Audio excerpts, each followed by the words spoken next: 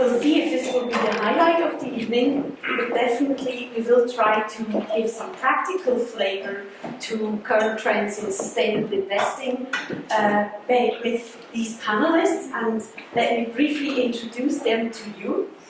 To my left is Kaspar Hohler. He has been chief editor of VPS Publishers for 4 years. This is actually a major magazine for Swiss pension funds and is an important influencer in all questions relevant for pension fund officials. Previously, he was a writer in different roles, and he actually holds a master in history from the University of Zurich. So maybe not a typical investment professional, but nevertheless active in this domain. We then in the middle have Johanna Koeb. She is head of responsible investment at Zurich Insurance Company. Previously, she acted as a responsible investment analyst in the same team, and before that worked at Robeco Sam. So again, a link here. She holds a master in international affairs and governance from the University of St. Gallen. And we already met Joachim Klement, but I don't think Chris talked very much about your great background, so let me briefly introduce you as well. You're head of the investment research at Fidante Capital in London. Previously, you worked at Credit Suisse in London, and before that, Joachim was partner and chief investment officer at Wellershoffen Partners, which probably you're familiar with, and before that also had different roles at UBS. He holds a master's in mathematics from ETH in Zurich and also a master in economics and finance. So definitely a panel that is entitled to talk about the subject we want to cover today. Now, before I give them the word, I would just like to lose a few words on recent developments. I've worked in the field for over 20 years, and I must say I find very impressive what has happened, especially in the last 1 to 2 years. For a long time, we know it, sustainable investments were perceived as a niche for special clients, but recently, some of the very large asset owners of this world have really started to adopt responsible and sustainable investment practices. I would like to mention the Norwegian government pension fund, for example. Japanese investors were already mentioned. The government pension fund of Japan is a prominent example. And with this, the topic definitely has left the niche. Most recently, the publication of the H-Leg report. The H-Leg is maybe for insiders. It refers to high-level expert group on sustainable finance, a commission that was set up by the European Commission to come up with recommendations for new regulatory aspects that can be integrated into capital markets reform in the EU. Now, the H-Leg presented their report at the end of January and came up with 8 key recommendations, ranging all the way from an adapted concept of fiduciary duty, taking ESG into account, new disclosure requirements, the establishment of SRI minimum standards, or even the inclusion of sustainability in the supervisory mandate of the financial regulator. So we really talk about quite fundamental suggestions here. And we see what the European Commission will make out of this. They will come up with their regulatory suggestions by end of March, I believe. So now the topic definitely has reached the mainstream. Well, we have mainstream players here on the panel, and I would like to give each of them the possibility to give a brief introduction to on their link to the topic. Johanna, when did Zurich Insurance Company start to implement a sustainable investment policy, and what are its main elements? Thank you, and hello everyone. Well, I think as we have learned here with ESG integration, there are certain topics that are material that you would have naturally always looked at, but we implemented our first official branded responsible investment strategy in 2012. So we celebrated the 5th year anniversary of the implementation of that strategy last year, and we're still working on it. Zurich Insurance is a large global player.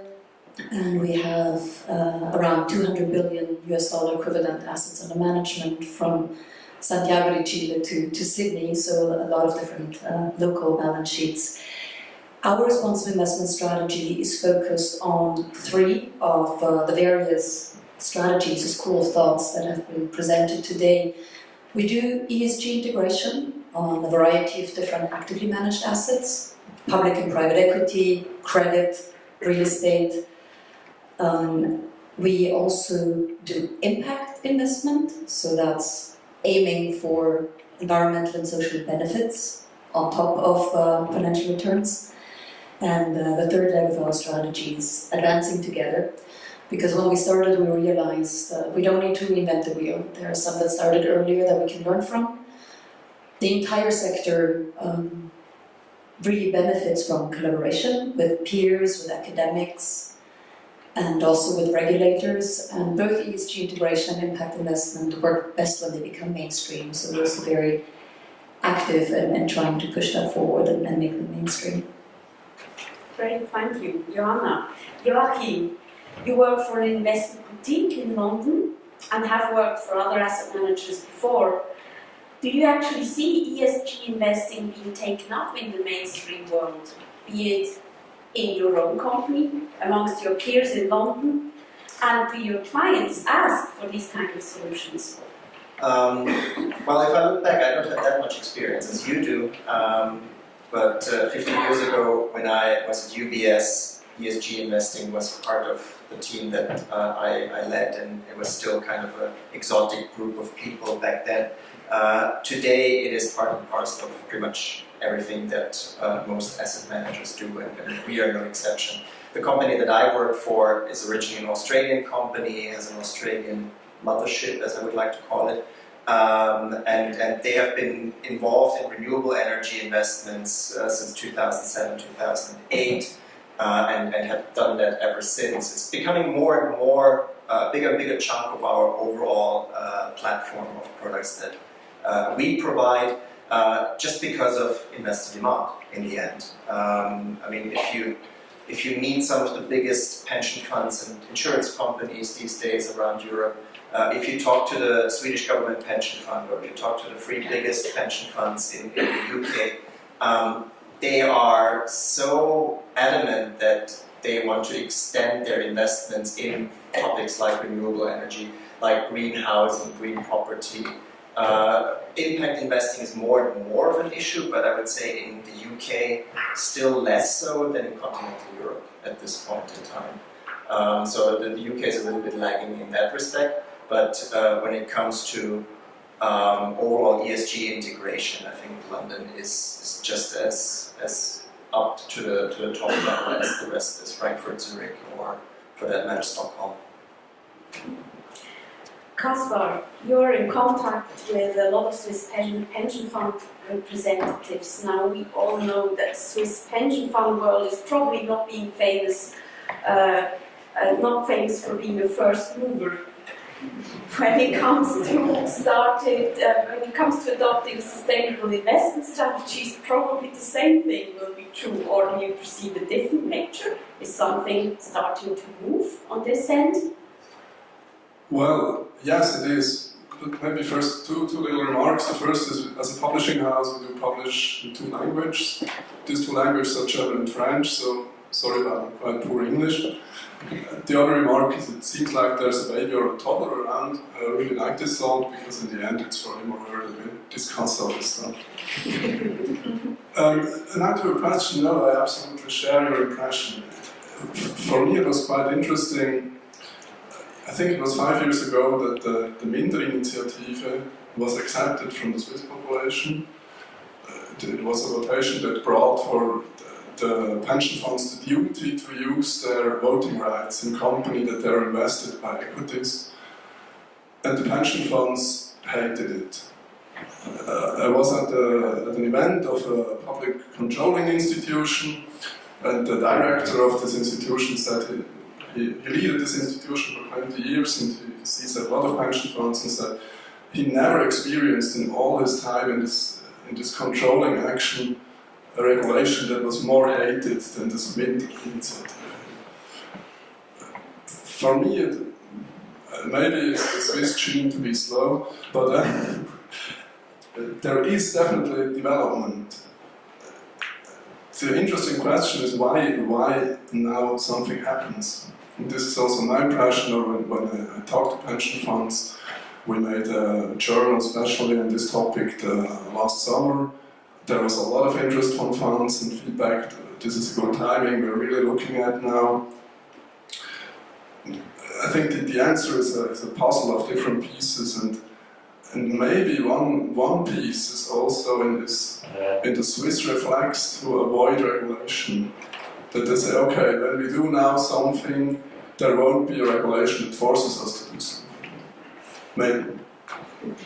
So definitely not a fast take-up, but some first movers and others are starting to follow up.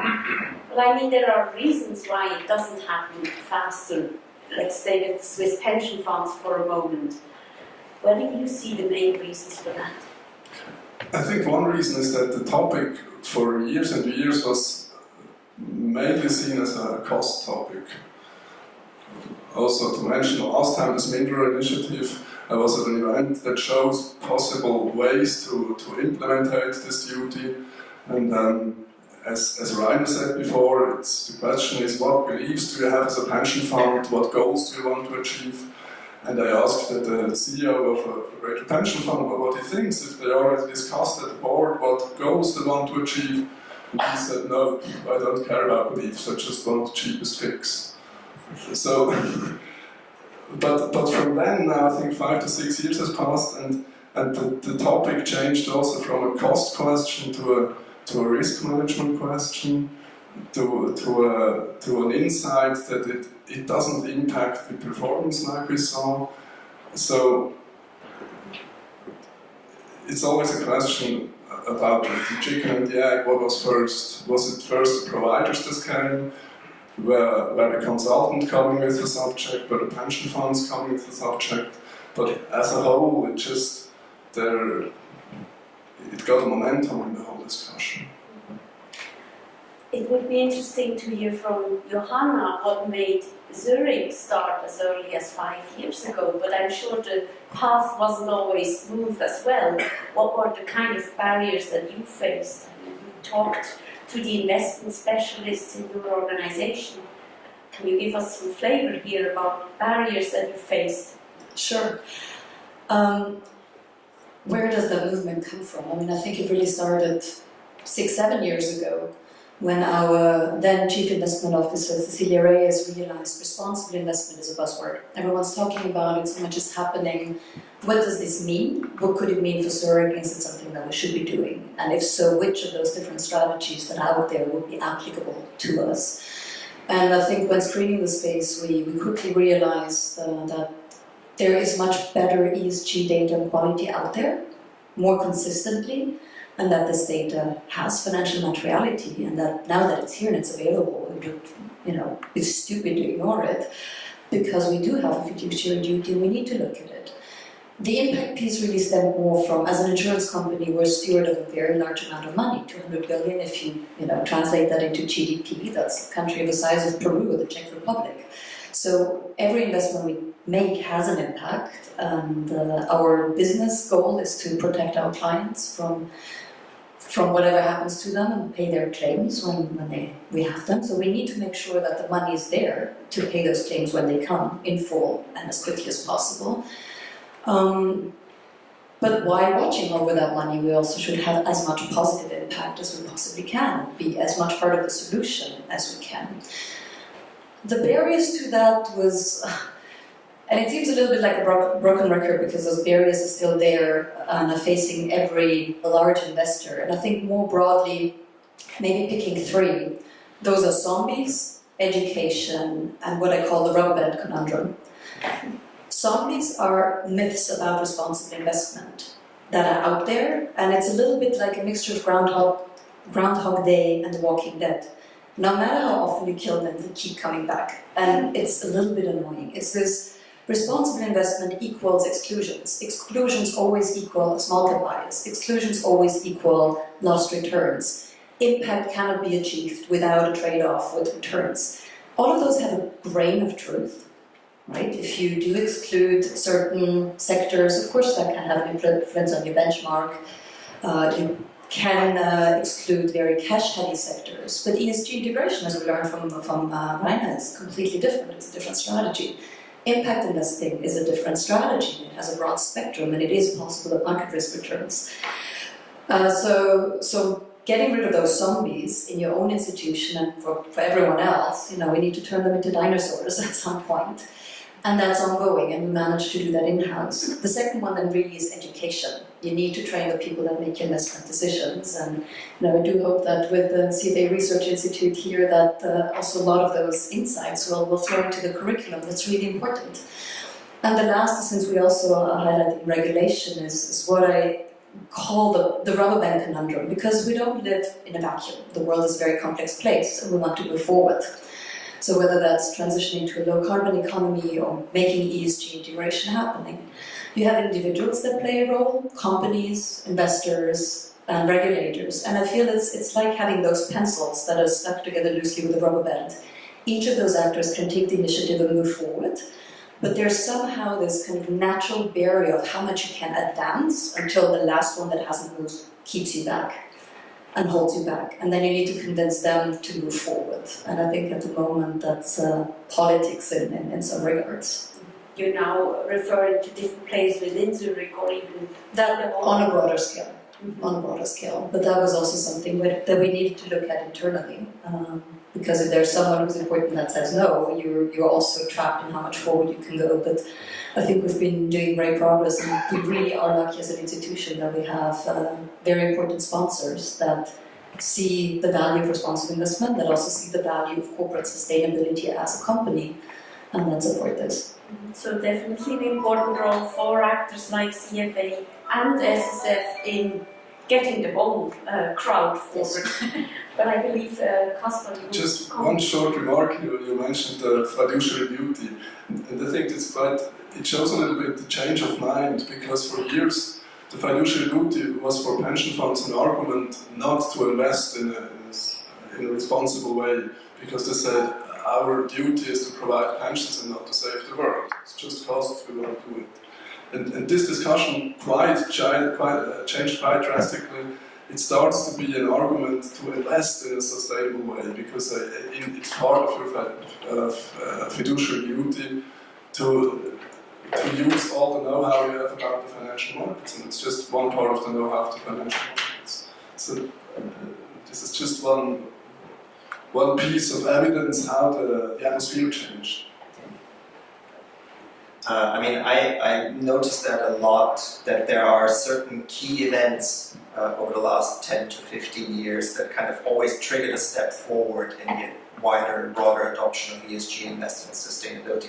And the fiduciary duty argument is exactly one of these key things that you can literally link to the BP/Transocean oil spill in the Gulf of Mexico, where all of a sudden, once you had that massive environmental disaster, a lot of investors started to think like, oops, I do have a fiduciary duty, back then not just in Switzerland, or not in Switzerland, but in other countries, and am I really doing the right thing by just investing in companies like BP and Transocean and ignoring the environmental risks that I have? And with every one of these disasters, you get another step forward, and you see that particularly in the last 2 years, with environmental disasters on a reinsurance basis. And I mean, we just came out of a year with $330 billion in economic damages worldwide from hurricanes, fires, earthquakes, etc.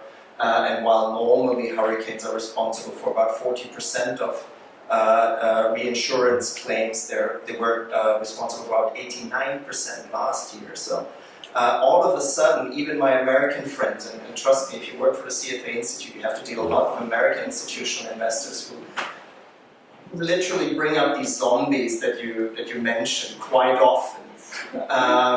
They suddenly start to change their mind. They suddenly start to become more open to these topics. And I don't want to quote Steve Jobs too often, but one thing he said about some people who were always averse to his innovation, and like death will take care of them. And in a sense, it is going to be the same with these zombie topics and zombie theories, because the people who advocate these theories tend to be the ones that slowly don't die but retire and get replaced by a younger generation that has a different experience. If I can just keep the discussion on the CFA Institute and the content that you actually have in the CFA curriculum, how has it been adapted recently? What were the kind of subjects that were taken up? Would you say it already reflects standard practices of ESG integration? I would say not enough, in a sense. I mean, when I did my CFA exams way too long a time ago for me to remember, there wasn't even anything about financial market history, about behavioral finance, let alone ESG investing in there. It was simple modern portfolio theory and financial statement analysis. And the good thing about the CFA Institute is they review their exam questions and their curriculum every year, and every year they also ask their members what is important for you in your job and doing your job properly. And so over time they shifted, and the first wave that came was the behavioral finance investor psychology, which came about 10 years ago, and now we shift into the ESG investing part more and more. But the way exams are set up is the same thing, it's the same issue that regulations are always lagging, and they're always reacting to the public mood. First comes public opinion, then comes policy, and then politics, and then comes policy. So first public opinion changes, then people advocate for a certain political stance or for a certain stance in terms of regulation or exams for the CFA, and then it actually gets implemented, and that just takes time, so it will always be lagging. I mean, we talked about barriers. As far as I remember, Johanna, your job is also to get this into your external asset managers' duties. How do you talk to your external asset managers, and how do you get them to actually integrate ESG factors? Very similarly than how we manage it internally, right? I mean, speaking about the Anglo-Saxon mindset, that is very different. I mean, one of the hardest internal barriers was the discussions we had always had about a green bond mandate in the US, where if you want to do something like that, you don't only need the sign-off from investment management, but also from the local CEO. And we had very long discussions also, even preparing the press release, where our head of communication thought we need to talk to the regulator first, because if we go to announce we will invest up to 1 billion in something green, the regulator will jump, because they'll assume that we're going to lose money. I mean, it's tough. And for external asset managers, it's the same. So we have around a split of 40% of assets that we manage in-house in various teams across the globe, and around 60% that we outsource. So we work together with around 35 external asset managers, from very small to very large, different asset classes around the globe. Some of them were leaders in the space, and we're lucky enough to be able to also learn from them in our journey and collaborate. Others were lagging behind, and we are committed to long-term relationships, and I think that gave us the ability to say, look, we're not going to fire you tomorrow, but this is our new strategy, this is what we want. Is this somewhere we can move to together in case they were lagging behind? And in those 5 years there has been a lot of movement, a lot of progress, and ESG integration and impact investing both have different scopes of where they can be applied, are really completely integrated in our systems. So if we look for a new mandate, and we look for a new asset manager for a specific mandate, if that mandate is in scope for ESG integration, the RFI and the RFP will have ESG integration questions in place with a certain weight. We have now worked backwards to include ESG language. So ESG for us, in terms of implementing it, the core conditions that need to be in place are training, that the portfolio managers that make the decision are trained on how to use ESG factors, the data availability, that they get the information, that it's really integrated in the process, not just a product, and that they're active owners, so that means proxy voting and engagement depending on the asset class. Those were core requirements. We have hard-coded in language that we put into the investment management agreement now for 86 7% of the assets under management in scope for ESG integration. So it's a legal requirement that we keep working on old IMAs to put side letters there and make this a requirement. It's also included in the manager review process. We see for the ones that do really integrate well, ESG in some kind of form will come up in all of the quarterly performance review meetings. The ones that are still not so far, we force them at least once per year in a performance review meeting to bring up ESG issues, and we discuss that with the portfolio manager, not with the sustainability team and not with the relationship manager, but really ask the PMs, and also try to demystify language, because often it's also a vocabulary issue, that you ask them whether they integrate ESG and you ask them to be honest, and they'll say, I think that's a fad, I don't do this, and the relationship manager gets a little bit nervous. But if you ask them about, if you cover the materials sector, do you really not look at strikes, do you not look at health and safety and fatalities, accidents, what happens with the chemical and the material waste? They look at you as like, of course I look at that. I mean, that's important. I wouldn't be a good analyst or PM for that sector if I didn't look at it. So often it's also a little bit of awareness vocabulary training, where we try to give them enough freedom to dare to be honest and really see where they stand, and then just work together with them to move forward together. Probably many of you read about the fact that Swiss Re announced in the media last summer that they changed their benchmarks to some sort of ESG benchmarks. They did communicate which exactly, but how do you deal with this? Do you give your external asset managers specific sustainability benchmarks, or do you measure them against standard broad benchmarks? So I said before, when we did our scoping analysis 5 years ago, we started to focus on actively managed assets because we needed to learn ESG integration ourselves. And also 5-6 years ago, the variety and depth of benchmarks was limited. In our active portfolios, we measure against broad market benchmarks depending on the asset class, and we will keep doing so because our theory is that ESG integration leads to better risk-adjusted returns in the long term. So we want to be beating broad market benchmarks. Passive and quant have been out of scope so far, but last year on our 5th anniversary we did a strategic review and an update, and we decided to stay with ESG integration, impact investing and dancing together, but we decided that now there's enough benchmarks out there and we know enough about ESG integration to be able to assess benchmarks and what they do to your portfolio and what intended and unintended consequences they might have. So it's on the project plan going forward to start looking into passive portfolios selectively on the equity and fixed income side. So that'll be a project going forward. Okay. Kaspar, I think we've seen quite some things moving here in Switzerland after the founding of SVVK. A bit more than a year ago, some of the very large public Swiss pension funds that teamed up principally on a research partnership to do engagement and knowledge-based screening jointly. I think this stirred up many of the other pension funds, and I heard that many of them wanted to join SVVK as well. What do you think was the result of this launch? Well, I think it had quite an impact on the whole pension fund business in Switzerland. On one hand, it kind of the small pension funds, and there are quite, maybe I come back to this point, there are a lot of small pension funds in Switzerland. Unlike Netherlands or UK, there are a lot of funds who just have maybe 100 or 200 million francs. They look at what the large pension funds do. Be it sustainable investment, be it what conversion rate they offer to their insured persons. So it had an impact.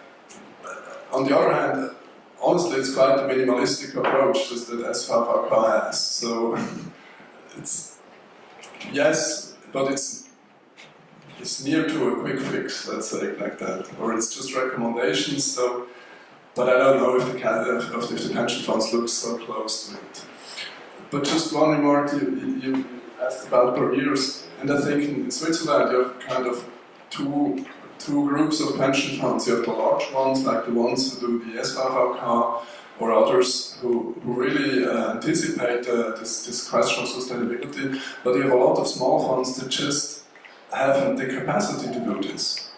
And I'm very cautious to criticize them for this, because if you have a trustee board, that means 4 times a year, that has to fight with negative taxes, that has to fight with the fact that the people get older and older, and maybe their companies in troubles. So it's a kind of priorities. And I'm very positive to the question of sustainability, but I can understand some pension funds who say it would be interesting, but for the moment we simply don't have the capacity to discuss our beliefs, our goals regarding sustainability. Then again, a lot of these small pension funds also rely on consultants, and they use external asset managers. So in a way, they could just simply delegate it and would not even have more effort. What role do consultants play here? Well, the consultants are Swiss as well, mainly. I was at an event last year where someone told in UK the topic of sustainable investing is actively addressed by the consultants who work with the pension funds. I think this doesn't really happen in Switzerland. Yes, they can react, they go on the topic more and more, but they wait if the pension fund wants to move. And they still push a quite conservative strategy in many ways, and part of it may be that they don't really push the discussion of sustainability. Actually, my experience is that the investment consultants, not just in Switzerland, but all over Europe, tend to be sometimes even a roadblock in the integration. Because, and I don't want to trash Swiss investment consultants, but Swiss investment consultants particularly so, and I've had so many fights with them over the last 15, 20 years, it's not funny anymore.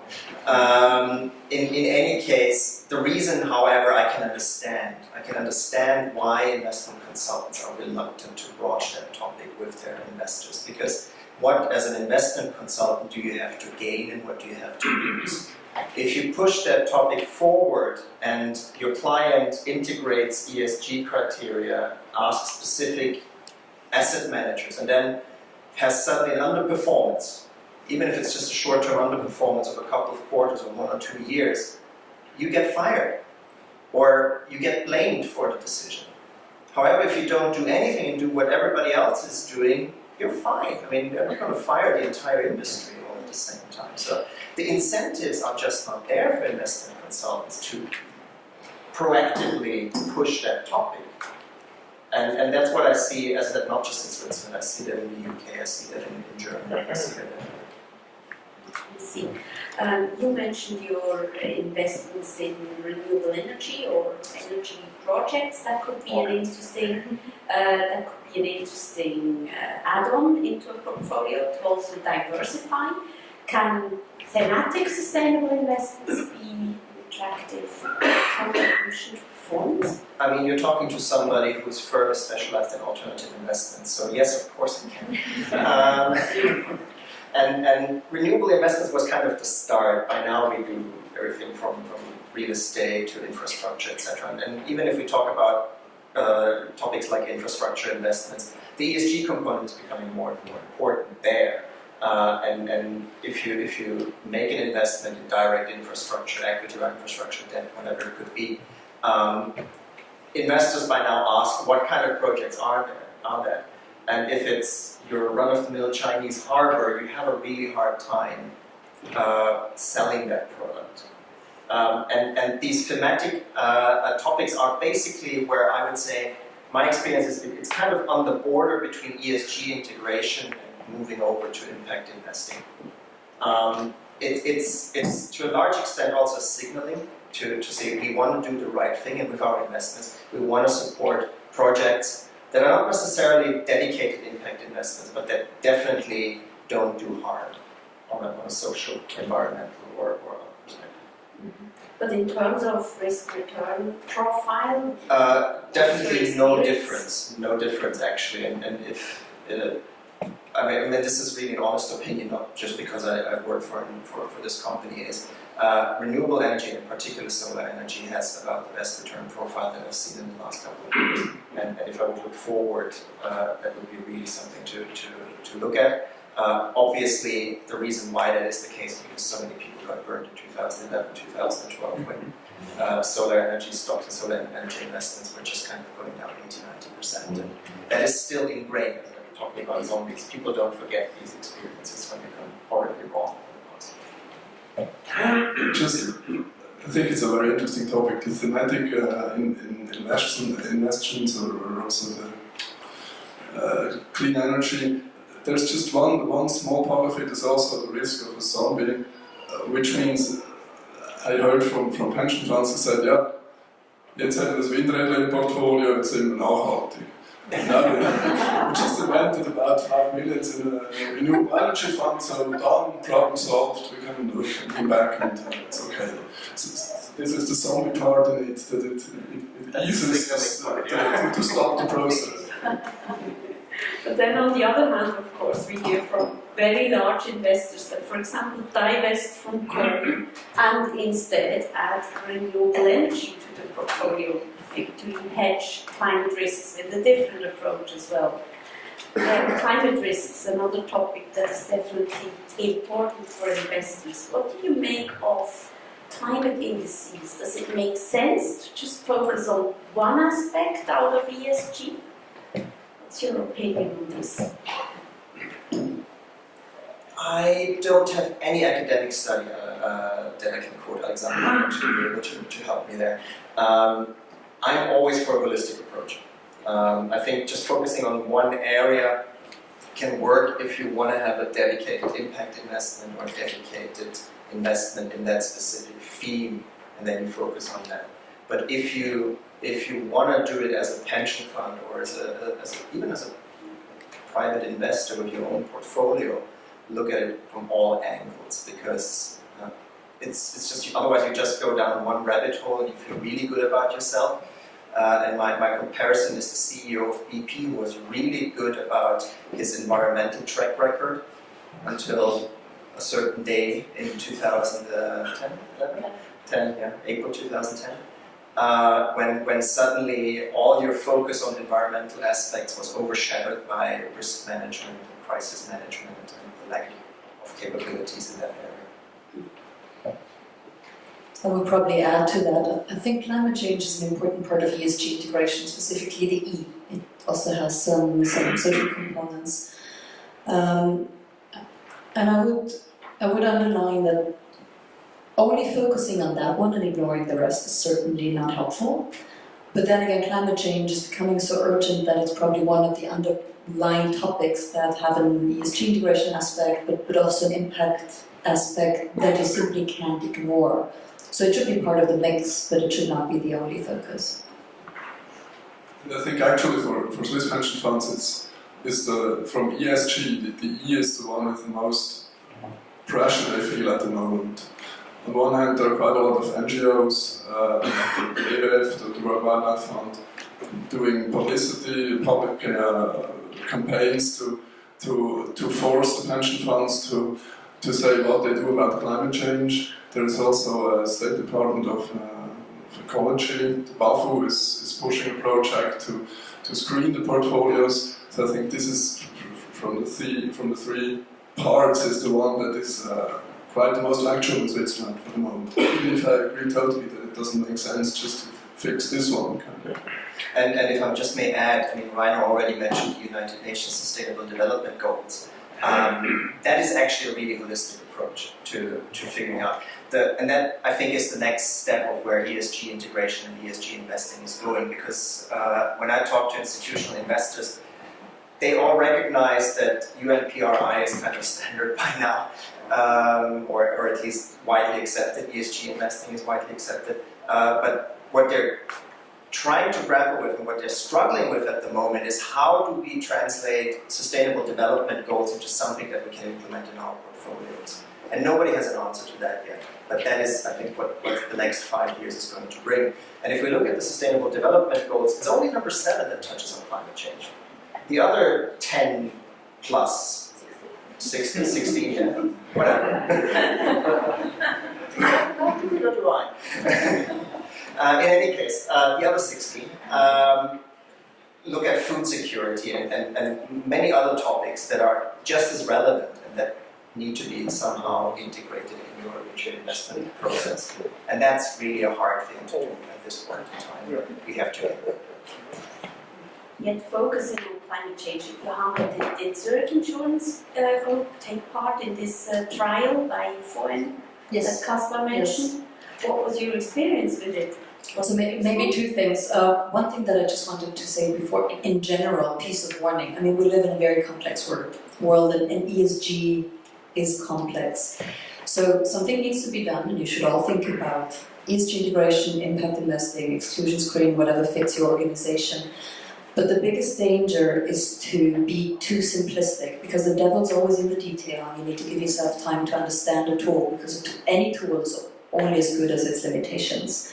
And whatever you do, you need to do it with purpose and knowing what works and what doesn't. Now, speaking about climate, yes, we do have also, in terms of ESG integration, climate is important, and it's an undercurrent that touches on everything. As an insurance company, obviously it's something that you can't really ignore. So both as a corporate on the insurance side, but also on the investment side, as part of the responsible investment strategy, we have done a deep dive in the last 2.5 years on that topic, to try and wrap our heads around what does this actually mean, and what impact do we have on climate change, what impact does climate change have on us, on our clients, on our underwriting business, on our investment portfolio, and how do we best go about it. We did participate in a variety of those trials to help us do carbon footprint of a portfolio and then ask the question, so what does this mean? What does it tell us? What does it not tell us? We did take part in the trial to look at 2-degree compatibility of portfolios and try to understand the underlying methodology, and again, what it tells you, what it doesn't tell you. And a very important piece of work that we did last year was to work together with our macroeconomic department to get them to think about climate change in terms of scenarios. And they have built a dashboard where we now update it, I think, twice a year, and inform the company of what climate change scenarios they think are most probable. Because if you think about climate change, it's a little bit of a trade-off situation. The most important risks are transition risk, stranded assets, changing technologies, transferring to a low-carbon economy with all the consequences that has, or physical risks. If we don't do that, and we live in a warming planet, then we will have rising sea levels, floods, precipitation changes, heat waves, and they have impacts on different companies, different products, risks and opportunities. And there's a certain degree of trade-off. And the same for mitigation and adaptation as the predominant strategies. If you have a lot of mitigation costs and you incur a lot of transition risk, you will probably contain the warming, and hence you will have less physical risk and less adaptation costs in the future. And usually the prevention to then, cleaning up the mess rate is around 1 to 4, and there are various studies looking at that. Or you don't, and you will not have a lot of transition risk, not a lot of stranded assets. You can keep the portfolio as it is, but then you'll have physical risk and adaptation costs. And wrapping your head around those consequences and figuring out what it means for your real estate, for your infrastructure debt, for your private equity, for corporates and their underlying assets. And then also looking at the exposure and at the reaction.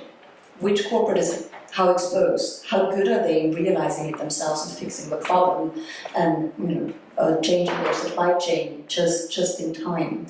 So we started working with 2 very extreme scenarios. One is we wake up tomorrow and realize we need to do something. We have huge transition risk, everything is changing, we have a little bit of chaos, but then little physical risk because we stay in a 2-degree scenario, we live up to the Paris Agreement. Or the other extreme, we keep applying the ostrich tactics, business as usual, we don't do anything. Very little transition risk and mitigation costs, but then a lot of physical risk that we need to live with.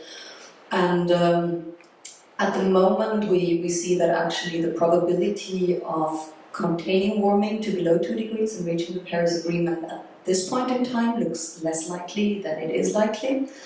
So we're trying to figure out what, through impact investments, for example, and engagement on the corporate side and the regulatory side, and also with our insurance clients, we can do to try and increase that probability, but at the same time also deep dive into consequences and see what physical risk means and how we can deal with the opportunities and risks of the physical changes that are rather likely coming our way.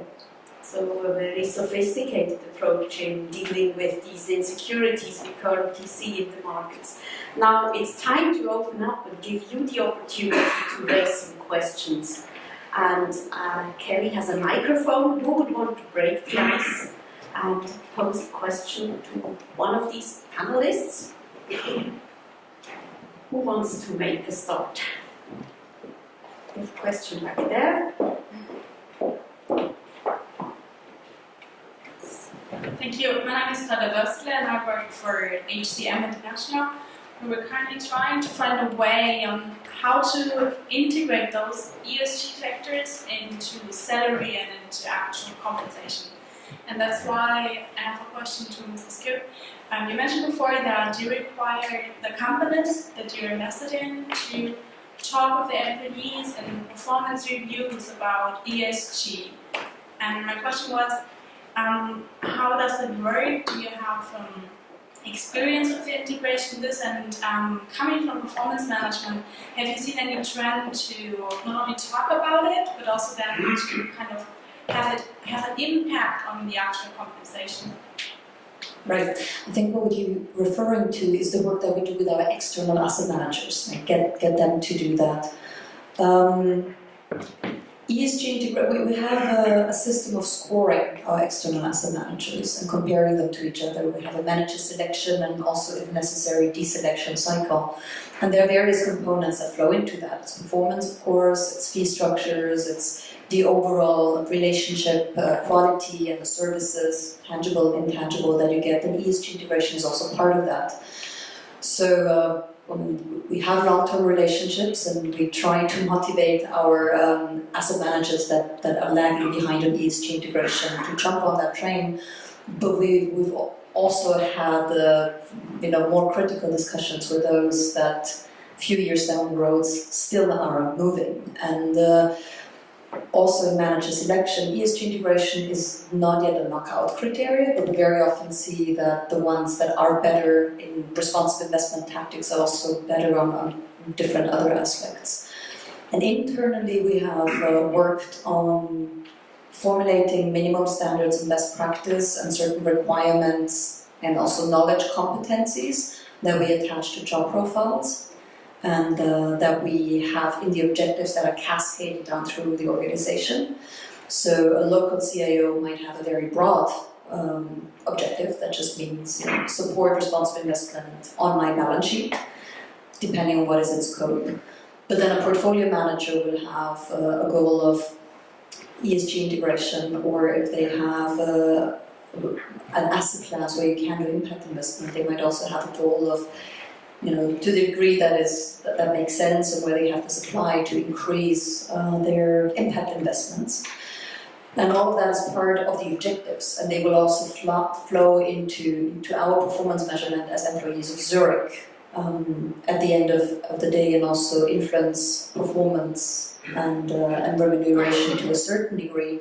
I mean, as head of responsible investment, of course, my remuneration and success depends 100% on how we do in implementing the responsible investment strategy. So we try to get it integrated into the systems as much as we possibly can to also align incentives. Okay, so clear quantitative criteria as well. Any other questions? Back there, like you. So thank you for inspiring contributions. Question, mainly probably to the Zurich insurance representative. What do you expect, but it's open to all of course, what do you expect from your service providers, be it asset management companies or banks, to make your life easier? What would be the expectation towards the service industry, asset managers, banks? Everything, of course. I mean, if I can make a wish, I'll go for everything. More specific, please. No, I mean, it's we are to a certain degree dependent on those service providers, right? To give you a very concrete example, we ask most of our external asset managers to go proxies if they have equity. Most of our equity mandates are managed externally. We also have, to a much smaller degree, in-house teams that manage our equities, and also as part of our responsible investment strategy and active ownership, last year we started voting proxies for one team, and now we're rolling out across the board. And we have found out that our custodians globally have proxy voting, just making the link that if you have an external provider that helps you do that, so it's one external provider that can help us vote proxies to good quality, to just pass that through is part and parcel of the service. We have found one custodian globally where they, from just receiving a ballot and passing it through, charge a lot of money. And now we're in discussions with them to try and tell them, look, we want to do this, but you're almost breaking the cost-benefit solution of proxy voting for us, because your charges are higher than what an external provider charges for the actual execution. Is this discussable? And also in a recent RFP for a custodian for a country where we started to plan doing proxy voting, that was charging for this kind of service was something that was actively negotiated out of the contract, because we made it clear to them that, you know, this is one of the things that will probably make them lose the contract, because the other ones on the shortlist would not charge for that, as do most custodians globally not do. So it's really setting into relation what quality of services you get. Also brokers, in-house management again. We only have few countries where we have credit and equity analysts. Most of the countries start on the level of the portfolio manager. So they also use a lot of external research. We have a dedicated ESG data source that we pay for, that we work with, and that we supply to our people. But of course they also use brokerage reports. And we actively engage with those brokers and try to incentivize them and use brokers that already have ESG integration in their research over the ones that don't, right? So it's very practical. You need a lot of service providers in the entire supply chain of your daily business, but also the information you get and the engagement collaborations you have. And of course we try to go for the best quality we can get. There's a comment from Kaspar as well. Just shortly, talking about providers and the financial institute, for me it's quite fascinating. I'm having some lunches and business coffees, and in the last month everybody says sustainability, it's in our DNA, it's in our genes. It was always the most important thing for us, looking back all the times, and many of them just started a few years ago. So I think there is a little bit of hypocrisy also in this whole thing, and from time to time I ask myself, is this really, this whole ESG discussion, is it really a sustainable trend? Or is it just a flavor of the day where everybody jumps on because, like we heard, it's a license to operate? So definitely something that still has to be proven. There were two more questions back there. Short, please. All right, this is Daniel from the Impact Investing Network. A question to Kaspar Hohler. You mentioned that some pensions funds lack the resources to deal with ESG integration.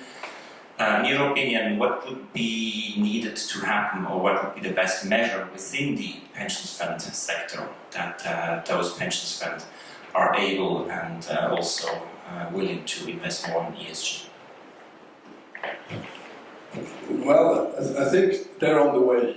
So we can't lean back and say they're on the way. But one part is education, especially for the trustees.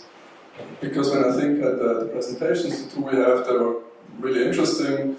But especially at the small pension funds, there aren't CFA holders watching these presentations, and they just give up after 5 minutes when they go with studies, for example. So it's education, it's finding I mean, they're not stupid, but they're not professionals in the financial industry. So finding an easy way to say why you should do it and why it's easy to do it for you. So these are, for me, two key elements to do it. And the key element not to do it is to make a regulation to force them, because then everybody will hate the topic. It's also not fun for you as provider to discuss a topic that everybody hates. So let's learn from the Minder initiative and try and make it differently. There was one last question there.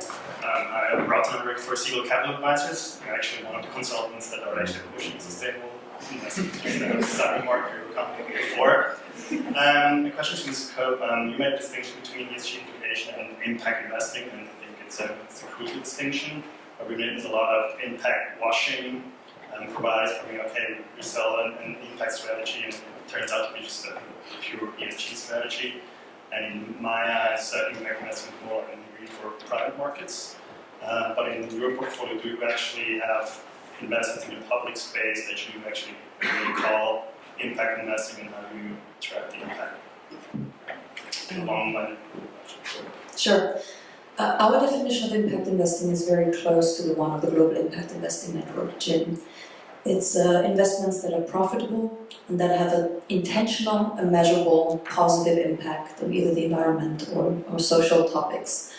And that impact can come in all kind of different asset classes and flavors of impact. To give you an example, our largest impact investment asset class are use of proceed bonds. It's mainly green bonds, but also social and sustainability bonds. Why? Because 80% of our balance sheet is fixed income, it's credit and govies.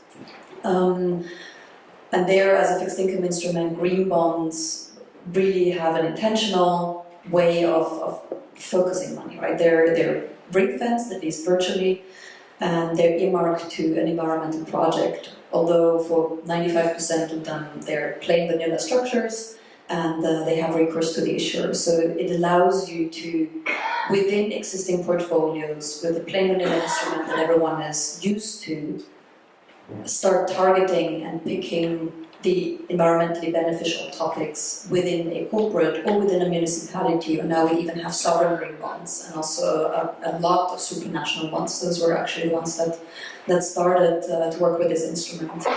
The same is true, different flavor for social use of proceed bonds or sustainability bonds, which combine both. So that's very often on a municipal level, where you would be expanding schools and hospitals at the same time, upgrading the eco-efficiency, having green buildings, building low-carbon transport, and maybe then also working on parks and the renaturation of a river and the biodiversity around that. So that's mixed. We also invest.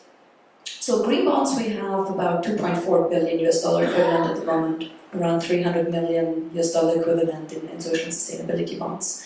And we have made commitments to 4 private equity impact funds. We're also, it's very clear that in the way that the underlying projects and companies are targeted, there is an intentional strategy to create a positive impact. And half of them are clean tech focused, and the other 2 are more on the educational, health, or financial inclusion side. And then those underlying companies or funds would really work on trying to measure the impact. Although, if you know enough about impact investment, there's a log frame, there's an input, there are outputs, outcomes, and impact. So in reality, most of them are reporting on outcomes, not really impact. But I think that's still a steep learning curve for the entire sector. So we start with outcomes and then call it impact, and that's fine. And we're trying to really collect that and aggregate it, and we have also set ourselves impact targets just last fall. So we'll also be targeting specific impact outcomes. We're going to target a $5 billion equivalent across the portfolio, no matter which instrument, also counting the ones that we already have. And then once that portfolio is built, that should be targeting the avoidance of 5 million tons of CO2 as an environmental proxy, and benefit 5 million people every year as a social proxy. So we're also trying to get ourselves to think along those impact spectrums and pick investments according to that. The definition of impact is definitely a difficult subject, which is why we included an additional chapter on this in the English Handbook. You'll find the definition there, which has one additional aspect to it, which is additionality. You mentioned it for green bonds, but there the additionality topic is sometimes a bit debated, I would say. We could go on for much longer, I guess, but there will be an opportunity to further discuss at the apéro.